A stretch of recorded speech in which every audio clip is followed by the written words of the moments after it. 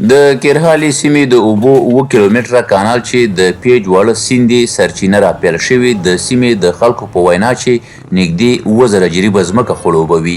د دې کانال د پاکونې چارې د کونړ اقتصاد او کډوالو ریاستونو سره په همغږۍ د DRC موسسې لخوا د 1.7 میلیونه او 50,000 افغانیو په مالي لګښت پیل شوي. د دې کانال د پاکونې په برخه کې بوخت کسان له دې امله خوښ دي چې حلاله روزي ګټي او ځمکې به هم پر وخت خړوبې شي.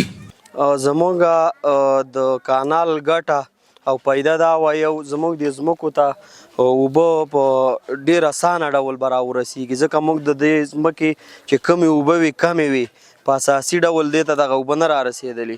یوه ګټه موږ دا وکړه. دویمه ګټه مو دا وکړه په کلي کور او په دې علاقه کې چې کم غریب غربه خلک وو بیکاره هغه په کار شول، د کور دپاره یو نفقه برابره شوله. د دې کار قواله دا و چې زموږ ځمکې نه اوبه کېدلې، موږ ډېر مشکلاتو سره مخ وو.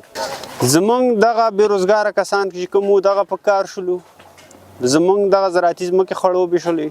د کرهالي سیمې قومي مشران وایي تیرو سختو اورښتونو یې د اوبو کانال د شګو او خټو ډک کړی و. په اسانۍ سره یې اوبو فصلونو ته نه رارسېدې. اوس خوښ دی چې په دې برخه کې پرتې ستونزې به یې حل شي. اوس بالکل ښه صحیح کار وشو او د دې مزدورانو د الله پاک راضي شي او په داسې ایماندارۍ باندې ټول کار کړی چې تقریبا حجم موسسې 80 سانتي نیولی و، 80 سانتي، او تقریبا اوس په بعض ځایونو کې 2 متره کار هم شوی دی، 1.5 متر هم شوی دی.